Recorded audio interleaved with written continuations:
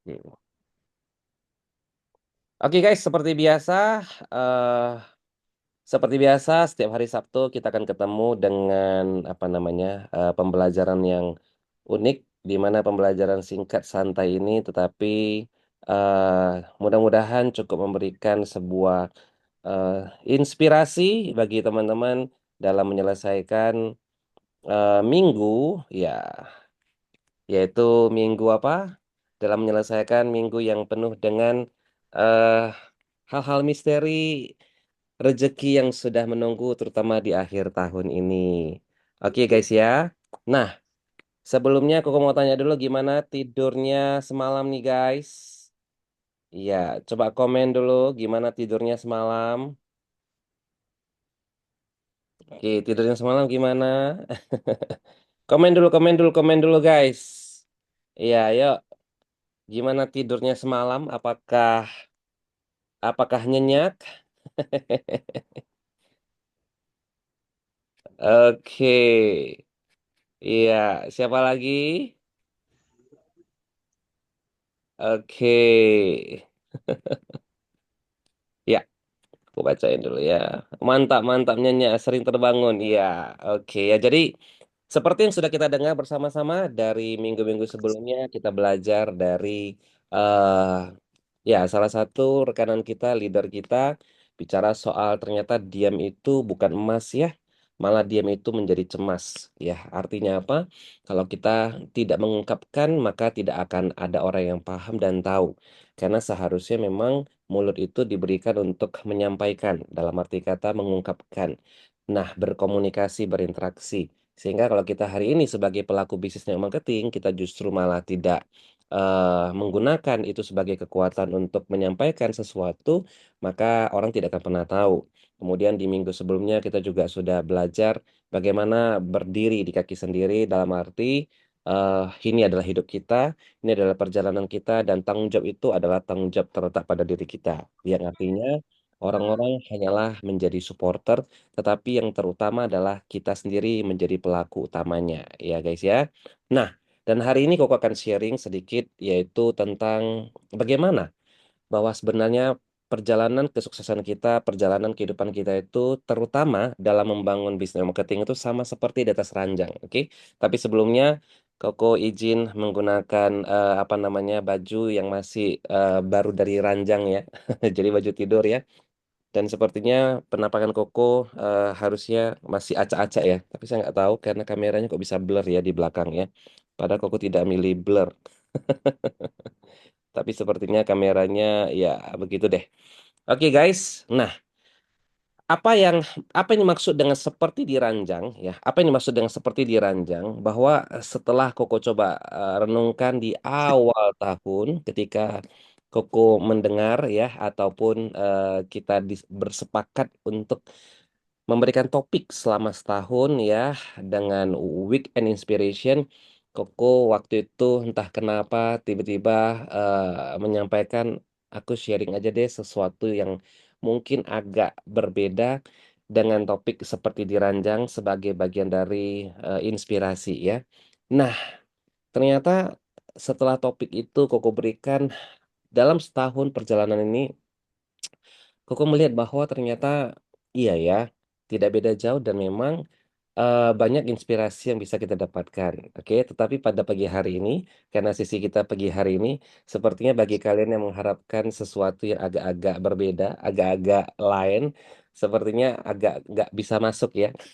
Kenapa? Karena masih pagi hari, bahkan baru mulai pagi hari, kan begitu ya. Nah, oke, bisa nampak slide Koko kira-kira, teman-teman?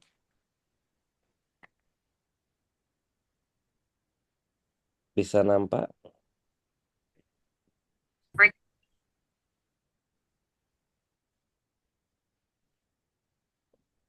Oke. Nah, iya.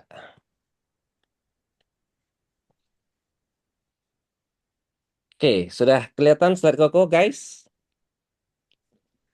Oke, kalau sudah komen dulu ya. Oke. Nah, jadi guys, Apa pesan yang kau ingin sampaikan dari gambaran besar mengenai topik weekend kita, weekend inspiration kita hari ini, yaitu bangkit dari nyaman, bergerak menuju sukses. Ya, nah, guys, kita bisa lihat bahwa satu kata ranjang, sebetulnya apa yang tersirat dari gambaran mengenai kata ranjang? Ranjang itu tempat yang paling nyaman, betul nggak teman-teman? Iya, betul nggak? Tempat paling nyaman. Mau bagaimanapun apa kondisi ranjangnya dan seperti apapun rumah kita, saya rasa kita sepakat bahwa ranjang menjadi salah satu destinasi kita untuk melepas lelah, betul ya? Empuk, hangat ya, dan bahkan bisa bikin kita itu di sisi lain yaitu eh, jadi malas untuk mengapa-ngapain, betul ya? Nah, tetapi juga sebetulnya kalau kita lihat ranjang juga bisa menjadi tempat yang paling berbahaya. Kenapa? Karena secara tidak langsung dia membuat kita terjebak dalam zona nyaman. Betul teman-teman ya? Sama seperti hidup. Kita semua pernah ada di posisi itu. Ya, kita semua pernah ada di posisi itu. Yaitu posisi di mana kita hanya bermimpi besar tapi nggak pernah ambil tindakan. Oke? Nah, mau tahu bedanya orang sukses dan orang gagal? Sebetulnya orang sukses itu bangun dari ranjang mereka dan mengambil tindakan langkah pertama mereka. Betul ya guys ya? Oke, ya. Sorry ya, saya harus mute ya. Oke. Nah, jadi sebetulnya apa bedanya? Orang-orang sukses itu bangun dari ranjang mereka dan mengambil langkah pertama. Sementara orang gagal terus menarik selimut berharap keajaiban datang. Jadi maksud Koko adalah bisnis marketing itu, terutama bisnis kita, bisnis HDI, sama dengan posisi kayak ranjang gitu. Kalau kamu cuma rebahan, mager untuk follow up, takut ditolak, nggak mau belajar hal baru, ya selamanya kamu akan di situ aja. Tapi kalau kamu mau bangun dan mengambil tindakan, kamu akan bisa mengubah hidupmu. Oke. Nah, Koko coba apa namanya membahas kata ranjang ini menjadi beberapa poin ya, menjadi beberapa poin yang mudah-mudahan relate dengan apa yang kita lakukan selama ini ya. Di mana yang pertama, oke, bicara soal ranjang sebetulnya eh, ranjang itu ya adalah bukan hanya sekedar tempat istirahat, betul ya. Tapi ranjang itu sebetulnya adalah sebuah tempat refleksi diri. Betul teman-teman ya? Entah itu untuk melakukan refleksi, refleksi kaki ya, apa namanya dipijat, tapi sebetulnya satu yang terpenting itu yaitu bisa tempat refleksi kita untuk apa? Untuk merenung. Merenung melompat lebih tinggi. Oke, artinya apa? Merenung bukan untuk meratapi, tapi merenung untuk melompat lebih tinggi.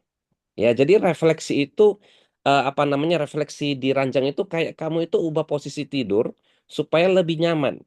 Oke, yang pasti tapi kalau kamu nggak bangun setelah refleksi ya percuma. Yang kamu dapat hanya cuman badan yang pegal, kan begitu. Betul teman-teman ya. Nah, ini ada sedikit sharing teman-teman ya. Jadi eh, ada kisah ya. Jadi ada kisah. Ada yang tahu di sebelah kanan atas ini siapa namanya? Oke, mungkin gak ada yang tahu ya. Tapi saya rasa beberapa di antara Anda penikmat apa yang menjadi eh, hal yang luar biasa yang beliau kreasi. Siapa itu? Howard Schultz. Di mana dia adalah pendiri ataupun founder dari Starbucks. Ya, Howard ini tumbuh di keluarga miskin di Brooklyn. Ayahnya seorang supir truk. Dia cedera saat bekerja dan nggak punya asuransi. Ya, jadi Howard ini melakukan refleksi sejak hidup ya, sejak kecil ya, di mana dia merasa bahwa hidup ini nggak adil kalau kamu nggak berjuang ya. Eh, dan dia saat bekerja di perusahaan yang menyediakan mesin kopi, dia melihat budaya ngopi di Italia ya waktu itu dia di Italia dan memang dia adalah apa namanya hijrah ya, yang penuh pengalaman ya. Dia kerja di situ dan dia melihat ada di sana orang-orang ngobrol, tertawa gitu ya, menikmati waktu. Dan sekejap dia melakukan refleksi, dia bertanya gitu, kenapa ya di Amerika kopi hanya jadi minuman cepat saji gitu. Nah, refleksi ini mengubah hidupnya. Dia menciptakan Starbucks bukan hanya tempat jualan kopi, tapi juga sebagai ruang untuk pengalaman atau berbagi, berkumpul, ya menjadi sebuah gaya hidup. Jadi teman-teman, refleksi itu menjadi tempat apa ya? Ranjang itu menjadi tempat refleksi yang paling jujur, ya. Pernah nggak malam-malam gitu ya, waktu semua sudah mati lampu, kamu mulai mikir gitu, kenapa ya hidup gue gini-gini aja? Salahnya di mana ya? Betul nggak teman-teman? Betul nggak? Pernah nggak? Pernah nggak seperti itu? Refleksi itu penting. Oke, di mana untuk kita bukan meratapi, tetapi memperbaiki gitu, mengevaluasi. Tapi ingat, kalau kita hanya melakukan refleksi tanpa tindakan, itu namanya overthinking. Oke, contoh lain lagi deh, yang di bawah mungkin tidak banyak juga yang mengenalnya ya. Tetapi cukup fenomenal ya apa yang dilakukan di negara kita. Dia adalah Kevin Kumala. Ya, jadi founder dari Avani Eco. Oke, di mana Kevin setelah kuliah di luar negeri dia kembali ke Indonesia. Ya, di mana di Amerika ya. Jadi kembali ke Indonesia dia terkejut melihat pantai-pantai yang penuh dengan sampah plastik. Dan lagi-lagi dia melakukan refleksi. Di Indonesia itu kaya akan apa ya, sumber daya alam termasuk alam yang sangat indah, tapi jangan sampai hancur ya gara-gara plastik. Dan lagi-lagi refleksi ini membuat dia menciptakan plastik berbahan singkong, guys. Kebayang ya, jadi sebuah apa namanya bahan alam yang nilainya itu sangat ya termasuk nilainya cukup rendah gitu deh ya. Tetapi itu menjadi sebuah sumber daya oleh si Kevin dan akhirnya dia membuat plastik berbahan singkong yang ramah lingkungan. Nah guys, kalau kita mau coba refleksi di bisnis kita di HDI, pernah nggak kamu ngerasa stuck gitu ya, kok nggak closing-closing gitu? Coba kita refleksi. Apakah kamu hanya fokus pada jualan? Ya, yang artinya jualan pun tidak dengan pola atau metode connecting, membangun apa namanya trust ke orang, ya. Maka kalau kamu hanya sekedar fokus pada jualan tanpa membangun yang namanya trust, ya kamu selamanya akan sulit gitu loh untuk bisa closing. Atau juga kita coba evaluasi, apakah kamu hanya sekedar cuman bicara ketika melakukan prospek sama orang, taunya hanya ngomong, ngomong, ngomong, ngomong, banyak ngomong, tapi lupa untuk mendengar kebutuhan prospek, maka yang terjadi apa? Ya, kamu juga akan kesulitan closing. Maka sebetulnya sekali lagi, ketika kamu merasa stuck gitu ya, kamu merasa stuck karena nge-closing-closing, coba kita refleksi. Apakah memang ada sesuatu yang perlu aku perbaiki? Perubahan yang perlu aku lakukan. Nangkap ya guys ya? Oke, kalau sepakat komen dulu ya. Itu yang pertama. Yang kedua adalah A, aksi. Oke, A, aksi. Maksudnya apa sih aksi ini? Gitu guys ya. Jadi begini, kalau alarm pagi bunyi dan kamu nggak bangun, apa yang terjadi? Kamu akan telat, kamu akan nggak produktif, dan peluang kamu akan hilang. Betul guys? Coba komen dulu, betul nggak? Kalau alarm pagi bunyi dan kamu nggak bangun, apa yang terjadi? Kamu telat, nggak produktif, dan peluang hilang. Sama kayak bisnis. Ide besar tanpa aksi itu cuma jadi cerita sebelum tidur. Nah, Koko punya eh, contoh lagi buat teman-teman sebagai gambaran ya. Nah, di sebelah kanan atas saya rasa sudah pada kenal ya. Ya, CEO atau founder dari Amazon, Jeff Bezos. Waktu itu dia membaca laporan bahwa penggunaan internet naik 2300% setiap tahun. Dia tahu ini adalah sebuah peluang besar. Tapi dia nggak cuma mikir. Dia keluar dari pekerjaannya di Wall Street. Ya, Wall Street ini bukan tempat ecek-ecek, tapi dia berani mengambil aksi, ya. Dia meminjam uang dari orang tuanya dan mulai jualan buku online dari garasi rumahnya. Dia mulai dari itu dulu. Tapi kemudian hingga akhirnya hari ini Amazon menjadi raksasa e-commerce dunia yang luar biasa. Dia mulai aksinya secara kecil, terus dia perbaiki, perbaiki, hingga akhirnya hari ini kita bisa lihat dahsyat banget. Yang kedua kita bisa lihat cerita dari Nadiem Makarim terlepas dari pro kontra eh, dia sebagai Menteri Pendidikan. Tapi satu yang pasti, waktu itu Nadiem sering melihat apa namanya ojek ya, ojek itu susah cari pelanggan. Kita bahkan melihat ya di zaman saya nggak tahu teman-teman pernah nggak hidup zaman itu, tapi saya masih ingat banyak yang nongkrong apa namanya di pinggir gitu ya. Di sisi lain yang mau naik ojek pun kesulitan untuk mencari ya gitu ya, harus keliling itu pun belum tentu ketemu. ya. Dan akhirnya dia mikir, kenapa ojek nggak punya akses ke teknologi? Tapi lagi-lagi dia nggak cuma mikir, dengan modal keberanian ya dan modal yang terbatas pada saat itu, dia bikin aplikasi sederhana untuk mempertemukan pengemudi ojek dengan pelanggan. Awalnya 20 pengemudi pertama, tapi sekarang Gojek sudah punya jutaan mitra. Sekali lagi terlepas dari pro kontra dia sebagai Menteri Pendidikan, tapi yang pasti saya harus akui, Koko harus akui untuk Gojek dia tergolong dan terbilang berhasil, ya bahkan menjadi pionir untuk di Indonesia. Oke, nah kita bisa lihat teman-teman bahwa aksi itu kayak bangun dari ranjang. Memang awalnya itu terasa berat ya, tetapi begitu kamu berdiri, maka kamu akan siap untuk menjemput banyak rezeki di hari itu. Sepakat guys? Kalau sepakat komen lagi ya, komen lagi biar ada banyak lagi cerita-cerita yang lebih menarik lagi buat kalian ya. Yang ketiga yaitu dari kata ranjang ya, yang tergambar adalah nyaman. Tapi arti di sini adalah nyaman yang berarti tidak aman. Oke, nyaman yang berarti tidak aman. Maksudnya apa? Satu kata nyaman ini pesan koko adalah ayo keluar dari zona rebahan ya. Ranjang itu nyaman ya, ranjang itu nyaman. Tapi ingat ya bahwa zona nyaman itu nggak akan pernah bikin kamu aman. Hidup terus berubah. Ya kita bisa lihat bahkan hari ini Koko lagi di Penang. Padahal Koko sering ke sini, tapi eh Koko terkejut bahwa ternyata lihat dari sini aku nginepnya di apa di apartemen satu apartemen yang baru di lantai 35. Nanti kalau sempat aku tunjukkan itu di belakangnya sudah laut ya. Tapi lagi-lagi ternyata sudah diuruk lagi untuk pembangunan lagi. Jadi luar biasa guys ya. Ini baru di sekedar di Penang, belum lagi di Cina. Kamu akan terkejut dengan semakin takjub melihat perubahan yang sangat cepat terjadi di sana ya. Nah, artinya apa? Kalau kamu nggak gerak, kamu akan tertinggal. Kalau kamu nggak gerak, kamu akan tertinggal. Oke. Nah, pertanyaan adalah kamu mau jadi orang yang nyaman tapi terlupakan atau kamu mau berani keluar dan bikin sebuah perubahan gitu. Oke. Nah, Koko mau tunjukkan sama kalian ya. Nah, saya rasa untuk kakek di sebelah kanan atas sudah banyak yang tahu dan bahkan mungkin banyak yang suka gitu ya dengan produknya, tapi lagi-lagi Koko mau review ulang. Colonel Sanders ya, dia kehilangan restorannya karena jalan raya baru ya. Jadi di depan restorannya itu seperti tol gitu deh ya, membuat lokasinya sepi.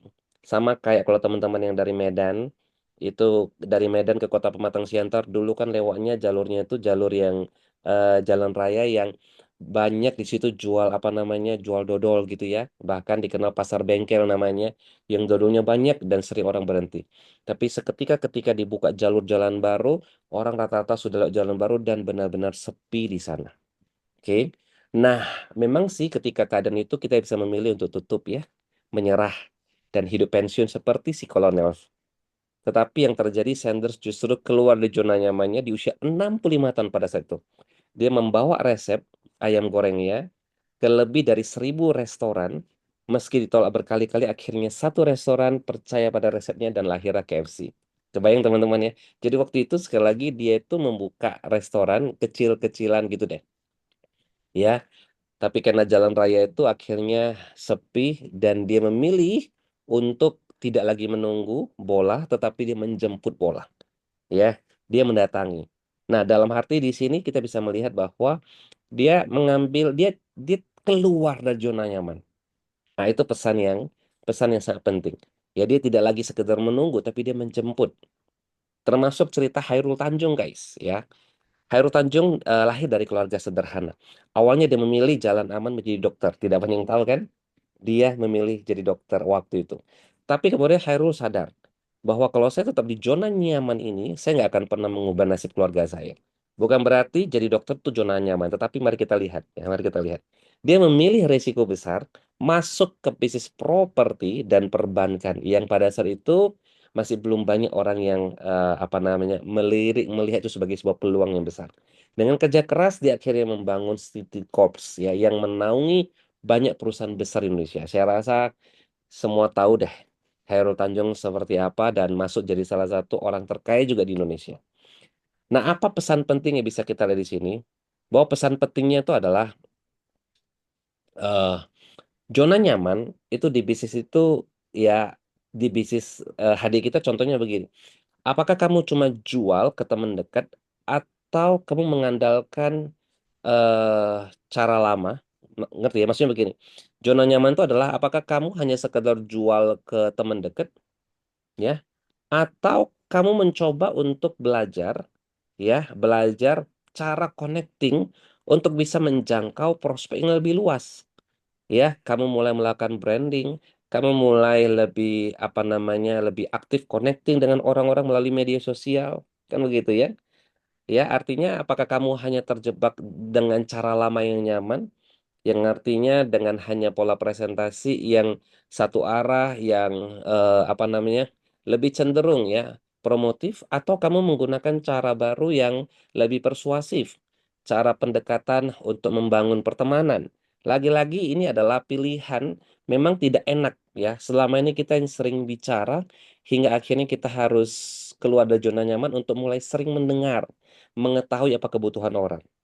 Nangkap teman-teman ya. Jadi sekali lagi eh analogi ranjang ini pada pesan di sini saya Koko menyampaikan bahwa zona nyaman itu kayak kamu itu kayak selimut hangat gitu ya.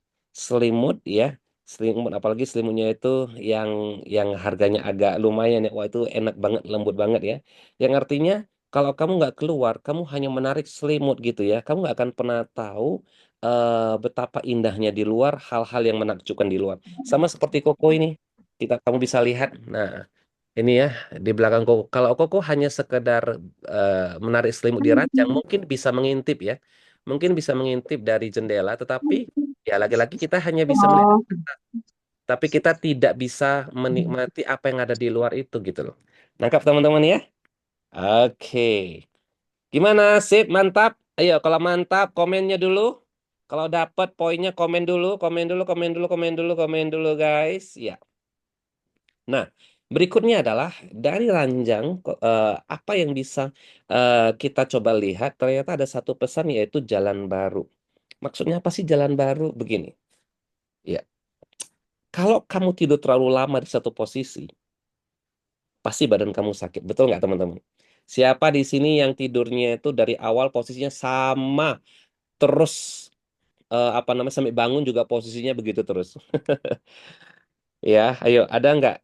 Ya, kalau kamu pasang apa namanya kamera atau CCTV, kamu pasti nggak nggak ada boleh dibilang ya orang yang tidak berubah posisinya, kecuali yang stroke, kecuali yang sakit. Oke, dan kalaupun kamu mau coba paksakan, kamu akan merasakan ketika kamu tidur terlalu lama di satu posisi, pasti badan kamu sakit. Betul ya? Nah, sama kayak bisnis. Kalau cara lama nggak lagi efektif, kenapa nggak coba cara baru gitu loh. Betul nggak? Termasuk teman-teman ya, yang sudah berumah tangga, yang sudah punya pasangan hidup yang sah, kan begitu ya. Ayo, jujur dulu. Kalau cuma satu posisi, satu gaya saja, gimana kira-kira? Gaya apa? Gaya tidur dah, dan gaya gaya memeluk gitu ya. Ayo, jujur nih. Biasanya cuma satu gaya atau bergaya-gaya? Ayo, atau lebih dari satu gaya, satu posisi. Oke ya. Nah, jadi bukan mau bicara apa namanya pornografi, tetapi ya ini adalah cerita hidup guys ya, yang apa sangat-sangat lazim sekali untuk kita eh, apa namanya kita bahas dalam arti kata untuk menjadi insight kan begitu ya. Nah, apa yang menarik di sini? Nah, yaitu pesannya adalah coba posisi baru dalam hidup akan memberikan sesuatu yang eh mungkin ya yang tidak pernah kamu bayangkan hasilnya ya. Nah, di sini ya, oke, sorry ya Kak Reni. Sorry sebentar. Harus mute. Sorry.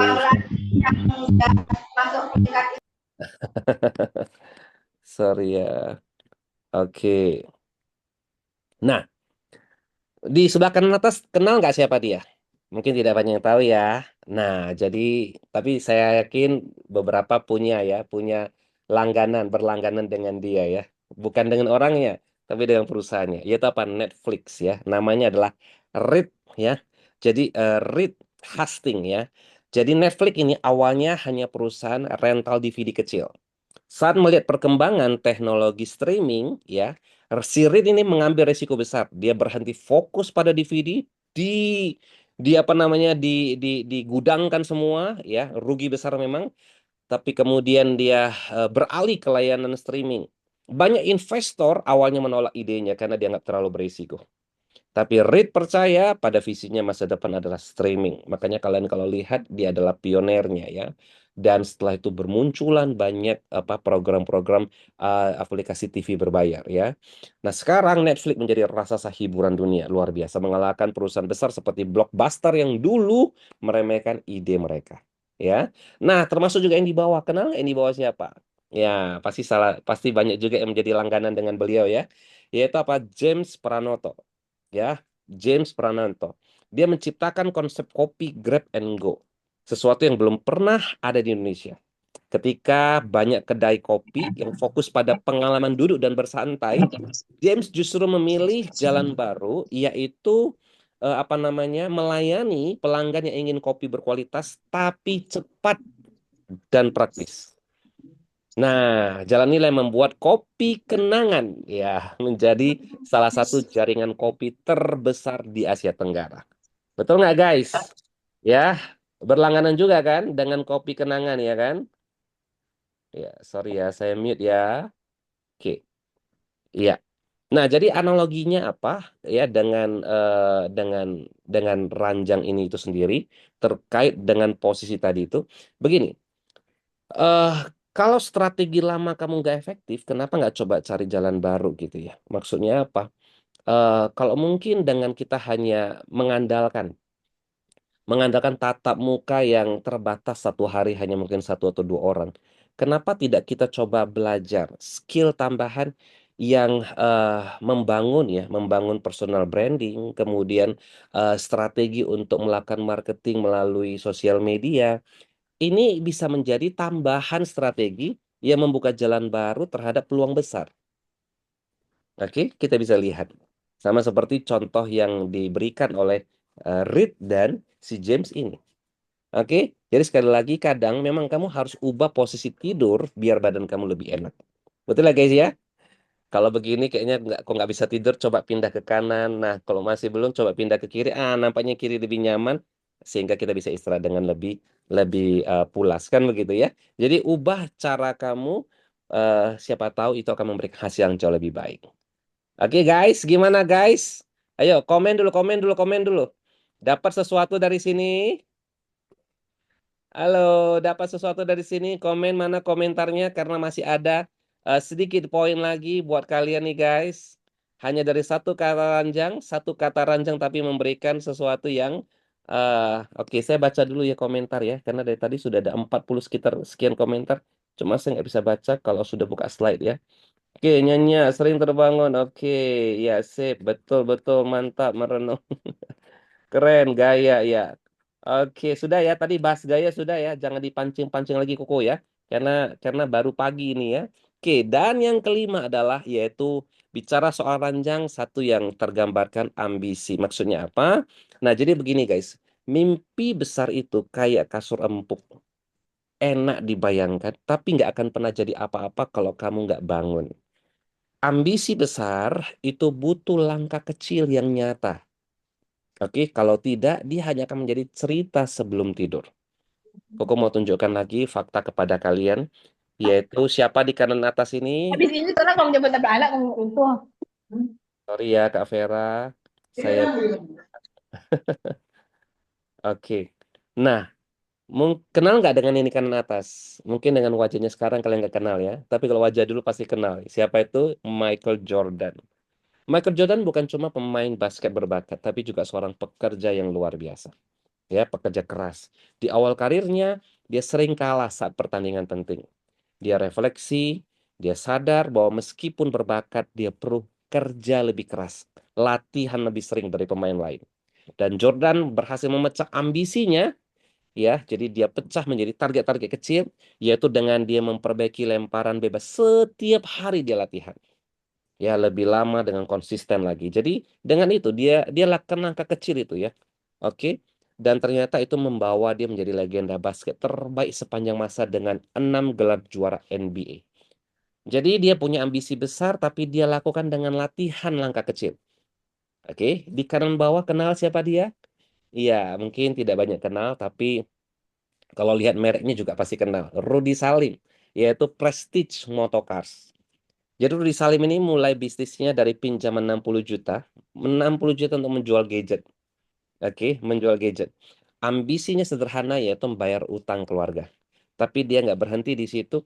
Dia pelajari pasar baru dan mulai menjual mobil mewah dengan skema cicilan. Ya, dia ya mak comblang gitulah. Tapi ya itu gitu loh, dia berani untuk keluar dan mencoba melihat sebuah market baru. Pelanggan pertamanya ya hanya satu mobil. Tapi dari situ dia membangun reputasi, kepercayaan. Kini Rudy Salim adalah raja mobil mewah di Indonesia. Dengan jaringan Prestige Motorcar yang mengimpor supercar langka dari belahan bumi dunia lainnya. Luar biasa. Jadi, apa yang bisa kita petik dari sini? Ambisi, ya, itu bagus, ya, dan harus kamu punya. Karena kalau tidak, ya, kamu hanya akan, apa namanya, ya, hanya akan berada atas ranjang dan hanya sekedar bermimpi melihat orang-orang leader-leader lain jenjang luar negeri, ya, menikmati semua yang sudah disediakan oleh HDI gitu loh.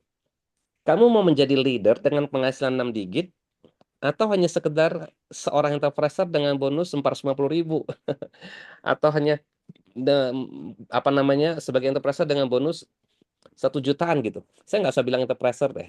Bahasa sederhana saya, bahasa provokatif saya begini. Kamu menjadi seorang konsumen yang bisa jalan-jalan ke luar negeri gratis dari HDI, atau kamu menjadi seorang konsumen yang hanya dapat bonus 450 ribu. Kenapa kau bilang konsumen? Ya, aku kok sampai hari ini konsumen. Konsumen HDI.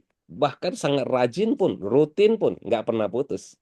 Nah, pertanyaannya adalah kamu jadi konsumen seperti itu, ya yang hanya dapat bonus 450 ribu, atau konsumen yang jalan-jalan ke luar negeri mendapat banyak apa namanya cash award ya yang diberikan HDI kan begitu. Nah, jadi eh ayo, maka kalau kamu mau mendapatkan seperti itu, mulai bangun tim gitu ya. Kemudian latihan untuk bisa public speaking ya, maka ini akan memberikan wadah yang lebih besar untuk kamu bisa meraih itu. Ya. Gimana guys? Sisa 2 poin nih, ya. Sisa 2 poin nih, ya. Oke, yang terakhir ya, yang keenam yaitu N, niat. Ya, maksudnya apa? Jadi gini, kalau niat kamu nggak kuat, alarm pagi akan selalu kalah sama selimut. Betul nggak? Komen dulu, komen dulu, komen dulu. Kalau niat kamu nggak kuat, alarm pagi akan selalu kalah sama selimut. Tapi kalau niat kamu besar, bahkan sebelum alarm berbunyi, kamu sudah siap bangun dan bergerak. Oke. Apa yang contoh yang mau Koko ambil di sebelah kanan atas kenal siapa beliau? Ya, mungkin hari ini tidak sepopuler dulu, tapi masih banyak juga apa namanya fans beliau ya, yaitu si J.K. Rowling. Di awalnya hidup dalam kemiskinan setelah bercerai dan dia harus merawat anaknya sendirian. Saat itu dia bahkan nggak mampu beli printer untuk mengetik naskah, ya. Tapi dia punya niat baru, yaitu memberikan kehidupan yang lebih baik untuk anaknya, ya. Dan akhirnya Rowling terus menulis, ya, bahkan di sebuah kafe sambil mengasuh anaknya, ya. Meski naskah Harry Potter itu sempat ditolak 12 penerbit, tapi akhirnya ada sebuah penerbit kecil setuju dan menerbitkan bukunya. Dan sisanya adalah sebuah sejarah yang hari ini saya termasuk salah satu fans berat dari Harry Potter, ya. Dan dia menjadi salah satu buku terlaris sepanjang masa memang, ya. Nah, yang di sebelah kanan bawah terlepas dari urusan politiknya, tapi hari ini Koko mau remind ulang, terbukti bahwa sejarah mencatat dia adalah salah satu wali kota yang pernah tercatat sebagai wali kota terbaik dunia. Betul nggak, guys? Mana nih warga Surabaya di sini? Ya, jadi Tri Risma hari ini punya niat besar untuk memperbaiki lingkungan kotanya pada saat itu. Dia menghadapi masalah besar, tempat pembuangan akhir sampah di Surabaya penuh dan mengganggu kesehatan warga, termasuk ya urusan yang ya doli-doli dan sebagainya ya, tahu ya, yaitu ya tempat-tempat yang maksiat ya. Nah, Risma meluncurkan program pengelolaan ya, sampah menjadi energi dan daur ulang. Dia juga memimpin langsung penanaman pohon, membersihkan sungai, menata benar-benar hingga hari ini Surabaya dikenal sebagai salah satu kota terbersih di Indonesia, bahkan masuk nominasi di dunia.